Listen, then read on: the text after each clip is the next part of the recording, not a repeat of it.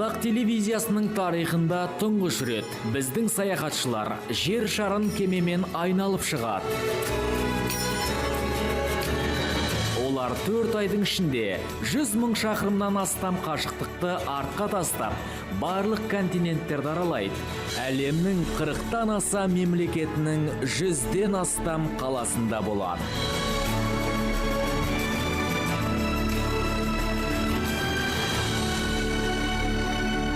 Салам, Казахстан! Данияр Орал, 28 жаста, журналист, бос уақытында кітап оқығанды және спортпен айналысқанды ұнатады. Дүние жүзін аралау оның бала кезгі арманы. Біз саяхаттаған кеме Queen Elizabeth деп аталды. Оның үлкендігі сондай, шамамен бір футбол стадионының алаңындай болады енді. Ал биіктігі 15 қабат.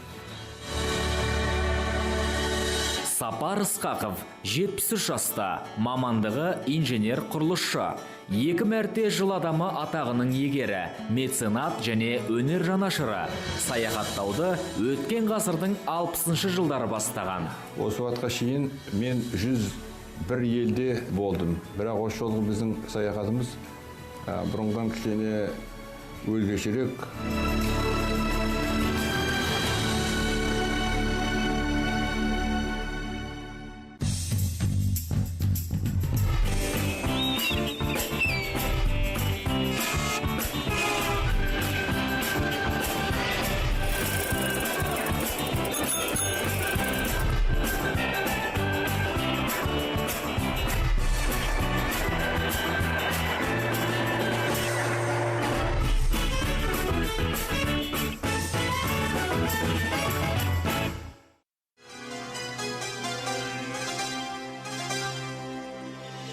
Бұл елді тек Аль-Сауд әулеті басқарады, және ол 14-ші ғасырдан бері жалғасып келеді. Бүгінгі таңда Аль-Сауд ұрпақтарының саны 25 мыңға жетіп, 200 ханзада бар екен.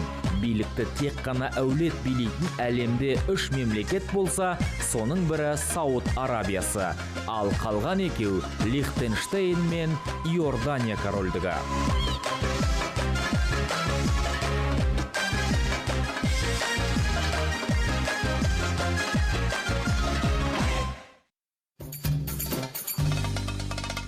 Сапар мен Даниярдың Араб еліндегі саяхаты жалғасады. Бұл елде түйе қасиетті жануар, құнына ат басындай алтын сұрайды. Кемедегінің жаны бір, түбі бір түркі тілдес халықтарының лайнердегі кездесуі. Өмірдің жарқын сәттерін қалт жіберме. Тур де Хабар.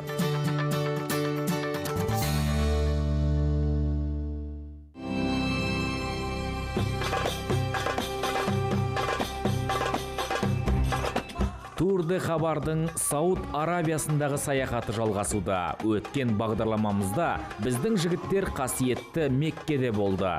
Одан Эр-Рияд қаласына ат басын бұрды. Ал бүгін Медина шаһарына аялдайды. Мұнда дүние жүзіндегі ең алғашқы салынған мешіт бар. Сонымен қатар Ухуд тауында соғыста қаза тапқан сахабалардың жерленген жері де сол қалпы сақтаулы.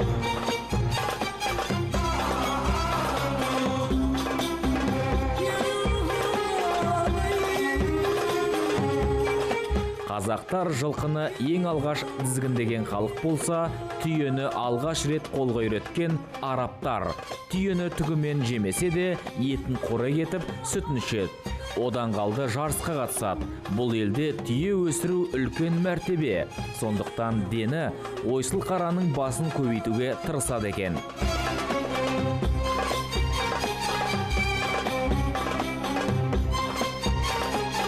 Түйе қанша тұрады, түйе?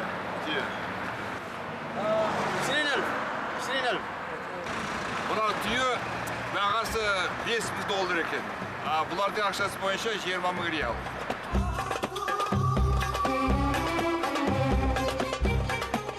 Бұлар арабтар түйені өте жақсы көреді.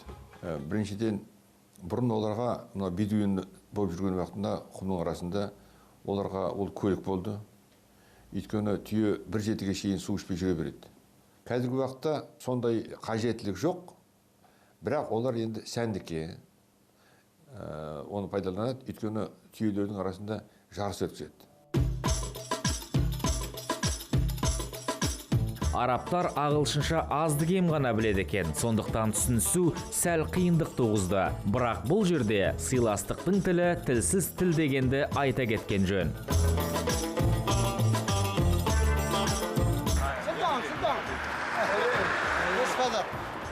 Мына кісі әкесі екен, мына кісі баласы екен. This is father. Ana baba. Әкесінің маңдайынан сүйіп жатыр. Hadi Nazım. Hadi Burunlar tükür. hadi. Hazır.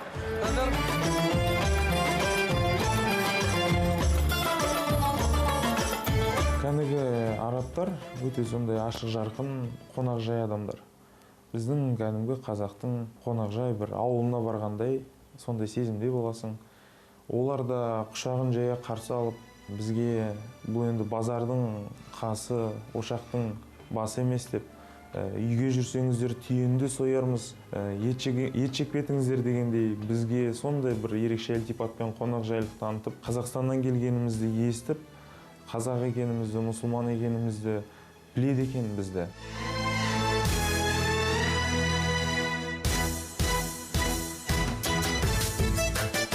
Арабтар медицина болмай тұрып, түйені азық пен көліктен бөлек ем үшін ұстапты. Ботаның зәрі мен енесінің сүтін араластырып, оны әл-макшура деп атап, бірнеше аурудың емінде қолданатын болған. Көз ауруын, жаралар мен жарақаттарды жазған деседі.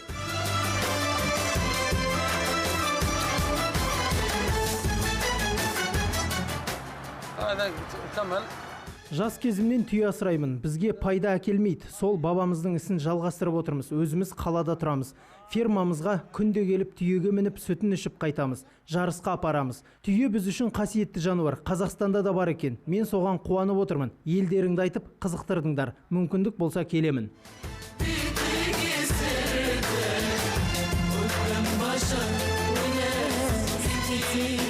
Түйе шөлге шыдамды, ыстыққа төзімді хайуан. Бұлардың ата-бабалары кезінде осы атан түйеге мініп, исламды да күллі әлемге таратты.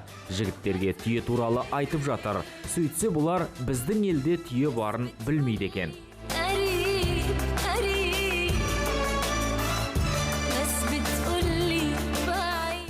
Біз қазақ түйені көрмегенде ойласа керек мыналар. Осы жердегі арабтардың айтуынша, мына жарықтық түйе Пакистаннан келген екен. Міне көрдіңіз бе, өстіп бодандастырып, міне басынан сипаған ұнайтын болса керек, көрдіңіз бе? Басын төмен түсіріп жатыр. Өзі басқа түйелерге қарағанда ірілеу, мынаның терісі бір киіз ұстағандай боласың, сыртынан ұстасаң көрмейсің. Ой, жарықтық әр.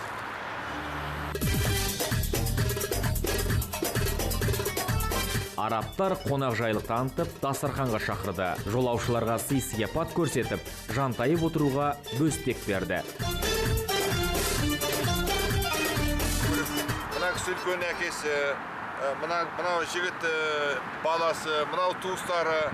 Бүгін бізді өздерінше қонақ қылып жатыр. Жаңа ғана біз Қазақстан келгенімізді біліп, бізге өте сондай құрмет көрсетіп жатыр. Енді айтып отқан түсінген шығарсыздар, біз арабша 100% енді аудара алмаймыз, бірақ өзіміздің білгенімізше бұл кісілер өздерінің жағдайларын айтып жатыр. Қазақстанның халқына сәлем айта барыңыздар дейді. Бұлар енді өте жақсы бізді қабылдап жатыр. Бұны қарасаңыздар, жаңа осында шақырды ғой, шай ішіңіздер деп.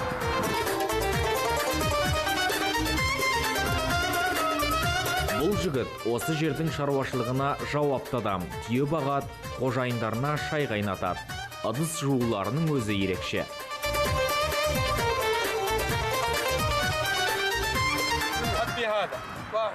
Түйенің сүтін ішеміз. Бір түйе мына шарамен бір шара сүт береді. Енді бұл кісілер бізге өзінің күнделікті тұрмыс салттарынан хабардар етіп жатыр ғой. Мына кісі міне мына бір алюмин табақты алып келген, тегеш дейміз ғой.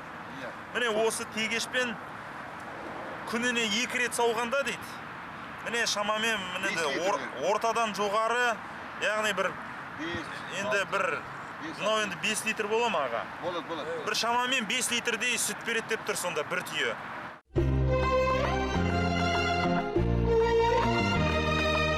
Шыбат бізге ұсынған жоқ, бізге қара кофе ұсынды.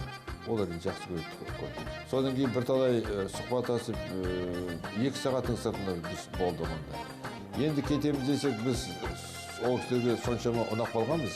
Жабысын келіп, жоқ, сіздер кетпеңіздер, біздің қонағымыз болыңыздар бүгін. Мынау менің үйім, мынау менің балаларым, қазір мынау түйенің біреуін соям деп. Одан мен айттым ана кісіге, көке, енді сіздің неңізге ырзамыз, көңіліңізге. Соған да тоқпыз, бірақ біздің баратын жеріміз бар, біз күнде ұшатын едік дегенді жайында айтуға тура келді.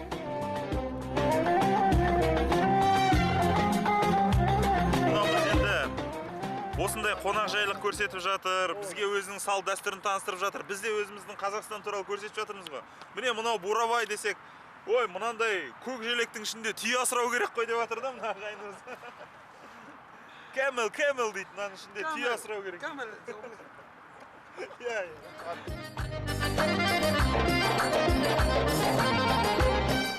Нана Сапар аға сұрап жатыр, сен байсың ба, миллионерсің ба дейді. Сөйтсе бұл айтады, байлық жинау ол харам дейді. Пайғамбарымыз айтқан дейді, көп байлық жинамаңдар, сендер рухани бай болыңдар деп айтқан дейді. Міне біз осы материалдық тұрғыдан байлығымызды есептемейміз дейді. Біз рухани тұрғыдан бай болуды есептейміз дейді. Көрдіңіз бе? Өмірлік философиясы сондай.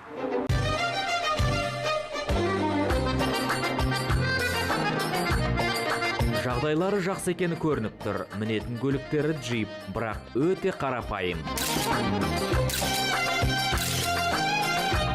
Арабтар қазақтарды қимай қоштасты, тіпті қонағасын ішіп кетулерін сұрады. Түйе соямыз, қонақ болыңыздар. Шукран.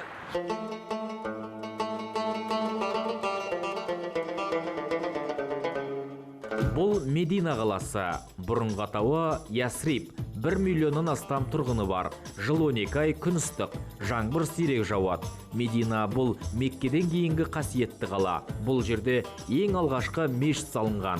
Біздің жігіттер сол Құба мешітіне ат басын бұрды. Бұл мешіт Құба мешіті деп аталады. Бұл ислам дініндегі ең бірінші мешіт. Пайғамбарымыз саллаллаху алейхи вассалам Меккеден Мединаға көшіп келгенде, ең бірінші осы Мединаға кіргенде осы мешітті салады. Жері осы жер болған, орны осы жер. Қазір енді мешіт үлкейгеннен кейін бұлай үлкен болып кеткен.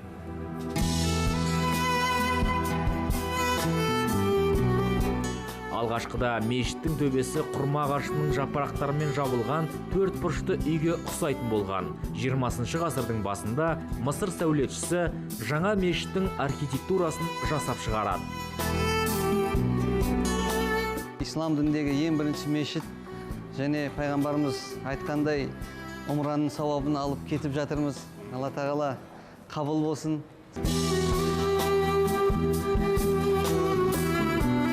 Құрма арабтардың күнкөрісінде маңызды орын алатын, иісі мүлдем білінбейтін, бірақ дәмі тіл үйіретін тәтті жеміс. Құрманың 500-ге тарта түрі субтропиктік және тропиктік аймақтарда таралған. Мына аға, келіңіз. Қош келіңіз. Міне Медина қаласындағы құрма бақшаларының бірінен сізді қыдыртайық. Міне бұл Медина қаласындағы құрма бақшаларының бірі. Құрма талы адамға ұқсайды дейді. Сол өнімді осы 15 жастан 45-50 жасқа дейін өнімді жақсы береді. Және құрма түрлерінің көбі бар. Мысалы 60 шақты түрі бар. Бұл Мединадан өсетін сол 60 шақтан көбісі.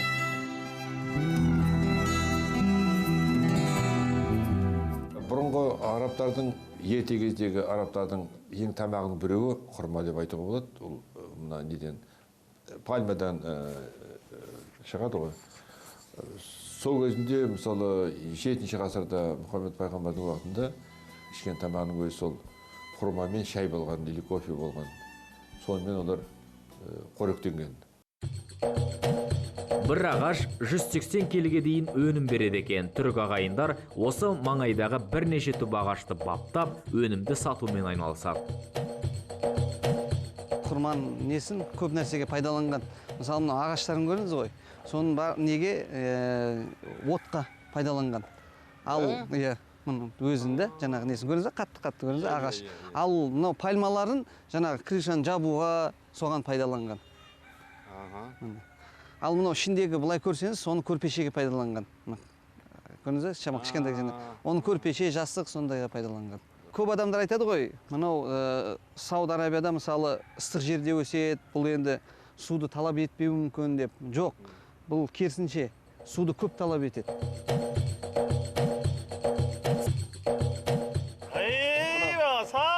Қандай құрма деді? Құрмамыз дейін ажва. Әшадан нау. Ажва. Ажва құрмасы. Мына міне қолда ұстап тұрған ең осындағы үлкен құрманың бірінші екен. Бұл осы Медина қаласының айналасында өсетін құрма. Міне бұл супкари деген. Көрдіңіз бе, супкари деген құрма. Көрдіңіз бе, қатты тәтті. Жеп көріңіз, бұл тәтті, бірақ та бізде тәттіні жесек сахарный диабетке зияны бар ғой. Бірақ та бұл наоборот, бұл пайдасы көп. Ғалымдар бүгінде құрманың шипасы туралы да айта бастады. Мәселен, ол жеңіл босануға септігін тигізеді деседі. Босанған әйелдердің әлсіреген денесін тыңайтып, сергектігін арттырады. Араб тілінен аударғанда електе еленбей қалған балшық деген мағынаны білдіреді. Маған бір таңғалдыратын бір нәрсе, ол біз анау осыдан 3 күн бұрын бірінші рет Мекке қаласына барғанда жанымызда жүрді бір ақпарат мекемесінің бір қызметкері. Мен ойлағанмын, ол жай жүрген бізді қыдыртуға көру көрсетеді. Бүгінде міне Медина қаласында біз аралап жүрміз. Бізбен бірге анау араб жігіт отыр. Мен бұл кім деп сұрасам, осындағы ақпарат комитетінің қызметкері дейді. Соған қарағанда бізде бұрын енді система КНБ деген болды, КГБ. Сол шамасы бізді байқап жүреді деп ойладым. Сапар мырзаның айтқан сөзінің жаны бар. Соңғы жылдары араб елдерінде болған саяси оқиғалардан кейін билікте сырттан келушілерге бақылауды күшейткенге ұқсайды.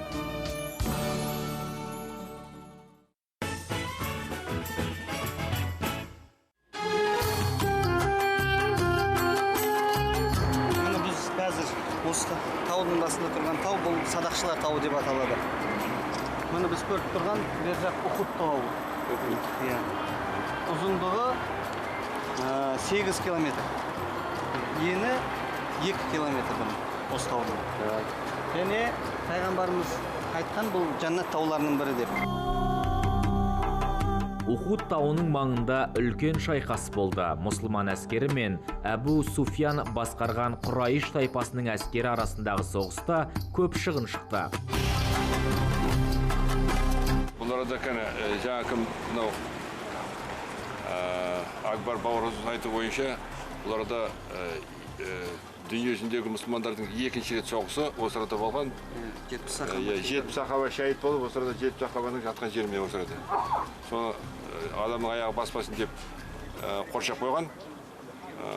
Осында келген адамдар енді келіп осыларға дұға оқиды. Біз де сол келіп тұрмыз.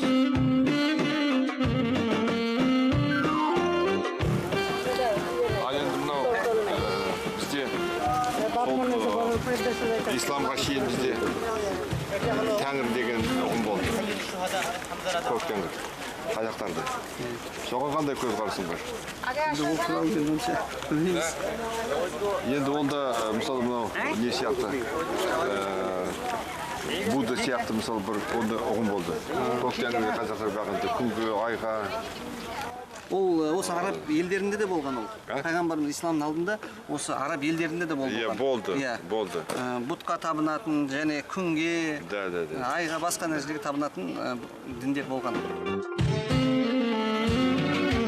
Мұсылман діні келмей тұрып, арабтар енді мысалы қыз балаларды тірідей жаңағыдай лақтырып жіберген, көметін сондай жаңағы жауыздық болған. Тек мұсылман діні келгеннен кейін мұндай жайттар кідіріс болған. Мына біз біз келген үңгір, бұл пайғамбарымыз саллаллаху алейхи вассалам, бұл жаңағы Ухуд тауындағы тұрған үңгір. Тауға еңбектеген баладан еңкейген қарияға дейін шығып жатыр. Тарихи орынды көзбен көріп, қолмен ұстау мұсылман үшін қасиетті саналады. Біздің жігіттер де жоғарға көтерілді. Міне көрдіңіз бе, пайғамбарымыз осылай отырған ғой кезінде. Далада 40 градус, 50 градус ыстық, ал мына жерде сап-салқын, көрдіңіздер ма? Керемет.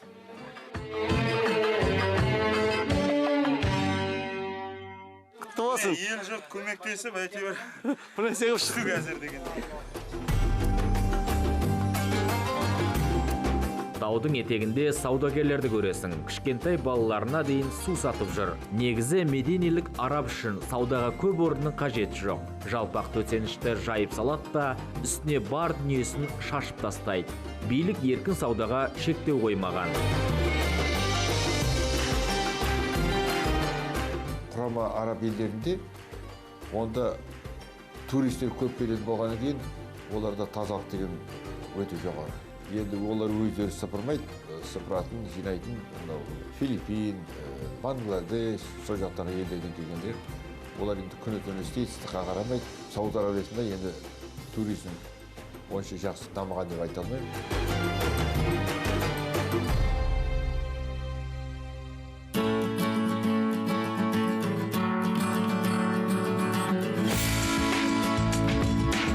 Алпауыт кемеде күллі ұлттың өкілдері бар. Бірақ айта кету керек, жапондардың саны басым.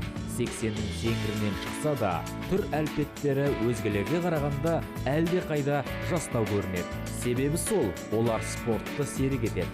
Одан кейін сан басымдылығы жағынан еуропалықтар тұр. Кемеде түбі бір түркі халықтар да болды. Қазақтар мен қарашайлықтар ашық теңізде жолықса. Біздің кемемізде Карачай-Черкесия Республикасынан келген бір топ туристер демалып жатыр. Олар Ресей Федерациясынан.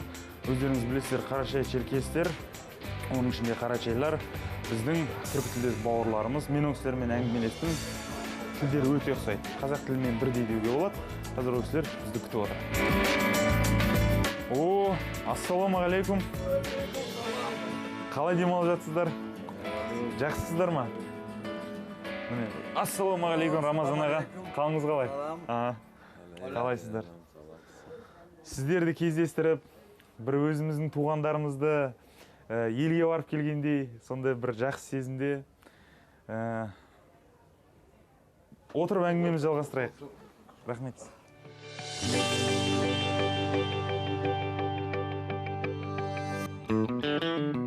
Рамазан Койчуев қазақ халқын ерекше құрметтейді. Себебі туған жері Қазақстан. Біздің елде алғаш мектеп табалдырығын аттаған. Ата-анасы депортациямен келген екен. Сондықтан біздің жігіттермен көрісіп, қуанып қалды.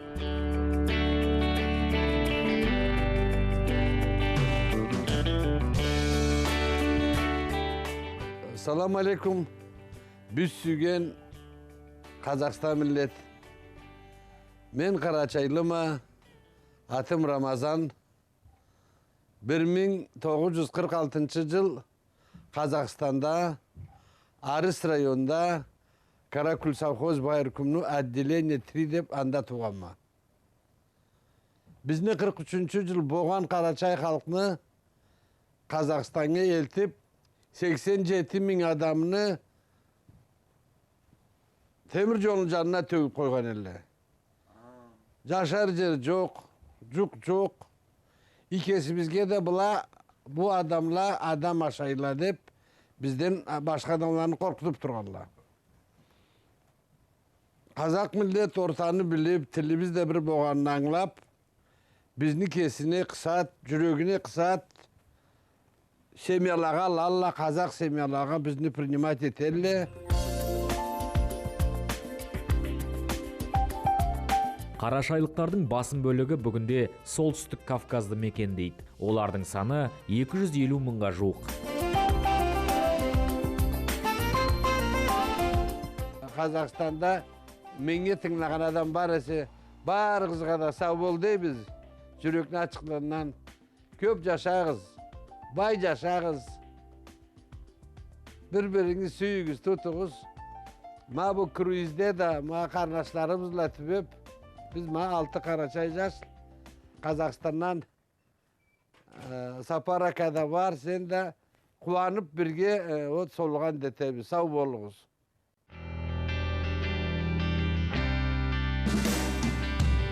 бір 1943 жылы Кеңес үкіметі жоғарғы кеңесінің үкімімен 70 мыңға жуық қарашайлық туған жерлерінен Қазақстан мен Қырғызстанға мәжбүрлі түрде көшірілгені белгілі.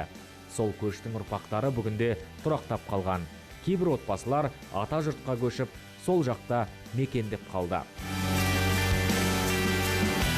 Тюркский народ, он еще 1000 лет назад был. Түркі халықтары 2000 жыл бұрын Еуропа мен солтүстік теңіздерге дейінгі территорияларды мекен еткен. Арғы тектеріміз Атила, Шыңғысхан, Темірлан. Бұлардың барлығы түркі халықтарының өкілдері. Уақыт өте келе империалсіреді. Себебі басқаратын аймақ тым үлкен болды. Бірақ азды-кемді сақталды. Мысалы, Кавказда қарашайлықтар, балқандар және ноғайлар бар. Орталық Ресейде татарлар, шубаштар, башқұрлар бар. Орта Азияда қазақтар, қырғыздар, өзбектер. Бәріміздің түбіміз бір. Қазақтар бізге тіл жағынан, рухани жағынан өте жақын. Біз бірге болуымыз керек. Мәдени қырынан жақындасып, пікір алмасуға тиіспіз. Бауырлас елдің жігіттері түркі халықтарының бірлікте өмір сүргенін қалайды, және сол үшін еңбек етуге әзір екендерін алға тартты. Түбі бір түркі тілдес халықтар 4 ай бойы кемемен күллі әлемді бірге саяхаттайды. Алда әлі де біраз жерлер бар. Тарқатар тарихты аз емес.